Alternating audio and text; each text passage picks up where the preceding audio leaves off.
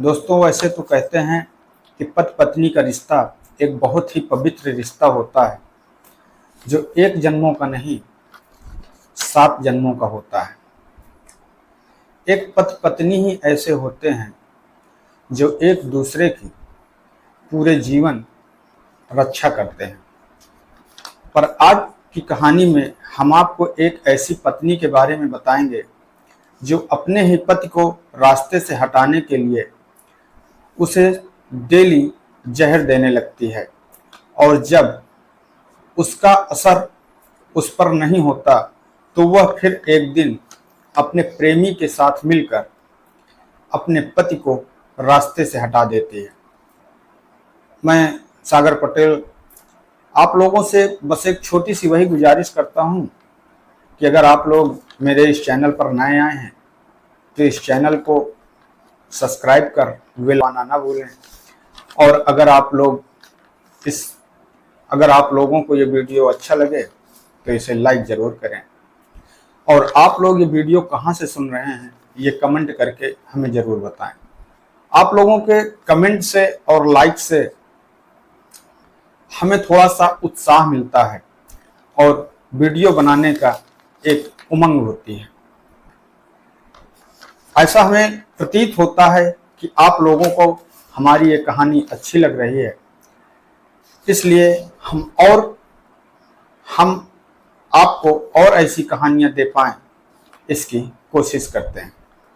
दरअसल दोस्तों, ये जो सच्ची घटना है ये सच्ची घटना है कर्नाटक राज्य का एक जिला पड़ता है उडुपी करकला तालुक अजेकर। और यहाँ पर बालकृष्ण पुजारी नाम के व्यक्ति अपनी पत्नी प्रतिमा देवी के साथ में रहा करते हैं। इन दोनों लोगों की शादी को लगभग 17 वर्ष बीत चुके होते हैं और इनके 2 बच्चे भी होते हैं जो इस समय मुंबई में होते हैं। दरअसल दोस्तों, जब लॉकडाउन लगता है 2020 में, उसके पहले इन लोगों का परिवार मुंबई में रहा करता था। पर जब लॉकडाउन लगता है तो ये लोग मुंबई से अपने पुराने निवास करकला अजेकर में आकर के शिफ्ट हो जाते हैं। और उसी समय जो बालकृष्ण पुजारी होते हैं वो एक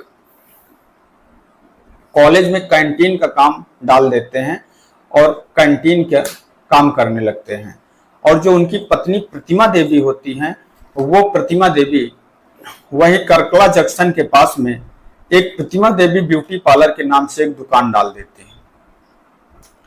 परिवार में सब कुछ बहुत अच्छे से चल रहा होता है, किसी बात की कोई कमी नहीं होती है और दोनों बहुत खुश होते हैं और दोनों अपना अपना काम किया करते हैं। प्रतिमा देवी को सोशल मीडिया में रील बनाने का बहुत शौक होता है और वो रोजाना 2-4 रील बना करके अपनी सोशल मीडिया पर अपलोड किया करती थी। उनके फॉलोअर्स में एक नाम आता है जो करकला के ही बिजनेसमैन दिलीप हेंगड़े का होता है। और जो दिलीप हेंगड़े होते हैं वो प्रतिमा देवी के सोशल अकाउंट को एक्सेप्ट कर लेते हैं और फिर प्रतिमा देवी की रील में कमेंट करने लगते हैं। और जब प्रतिमा देवी की रील में दिलीप हेंगड़े कमेंट करने लगते हैं तो उनके कमेंट पढ़ करके एक दिन प्रतिमा देवी भी दिलीप हेंगड़े के एक कमेंट का जवाब दे देती हैं और फिर इन दोनों के बीच में बातचीत का सिलसिला चालू हो जाता है। और बातचीत का सिलसिला इतना आगे तक बढ़ जाता है कि इन दोनों लोगों के बीच में दोस्ती हो जाती है। और दोस्ती कब प्यार में बदल जाती है यह किसी को मालूम नहीं पड़ता। दरअसल ये दोनों एक दूसरे का नंबर ले लेते हैं और वीडियो कॉल पर बात करने लगते हैं। प्रतिमा देवी वैसे भी देखने में काफी सुंदर होती हैं। उनकी शादी को 17 साल तो हो चुके थे, पर देख करके ऐसा नहीं लगता था कि उनकी शादी को 17 साल हो चुके हों। और उसके बाद में ये दोनों लोग मुलाकात करने लगते हैं और जब ये दोनों लोग मुलाकात करने लगते हैं, एक दूसरे के साथ में घूमने लगते हैं, तो इनके ही मोहल्ले के लोग प्रतिमा देवी को दिलीप हेंगड़े के साथ में घूमते हुए कई बार देख लेते हैं। और फिर कोई व्यक्ति जा करके बालकृष्ण पुजारी को यह बात बताता है कि प्रतिमा देवी दिलीप हेंगड़े के साथ में काफी समय व्यतीत करती हैं। और जब बालकृष्ण पुजारी को यह बात पता लगती है तो वो प्रतिमा देवी को समझाने की कोशिश करते हैं और प्रतिमा देवी से कहते हैं कि आप शायद कोई गलती कर रही हैं, यह गलत है। तो प्रतिमा देवी को इस बात पे गुस्सा आ जाता है और वो बालकृष्ण पुजारी से झगड़ा करने लगती है। झगड़ा काफी हद तक बढ़ जाता है और झगड़ा इतना बढ़ जाता है कि ये लोग थाने तक पहुंच जाते हैं। और जब ये लोग थाने पर पहुंचते हैं तो थाने के जो दरोगा साहब होते हैं वो इन लोगों को समझा बुझा करके घर वापस भेज देते हैं, क्योंकि पति पत्नी का मामला होता है। वो लोग सोचते हैं कि ऐसी छोटी मोटी बातें होती रहती हैं, तो इसलिए इन दोनों लोगों को समझा देते हैं और समझा करके इनको अपने घर भेज देते हैं। अब ये दोनों लोग अपने घर वापस आ जाते हैं। कुछ दिन तो फिर सब ठीक ठाक चल रहा होता है। फिर अचानक प्रतिमा देवी को ऐसा लगता है कि अब हमें बालकृष्ण पुजारी को अपने रास्ते से हटाना है, क्योंकि जो प्रतिमा देवी होती है वो दिलीप हेंगड़े के प्यार में एक तरह से पागल हो चुकी होती है और वो अब बालकृष्ण पुजारी को रास्ते से हटाने का आइडिया अपने मन में सोचने लगती है। प्रतिमा देवी को एक आइडिया आता है।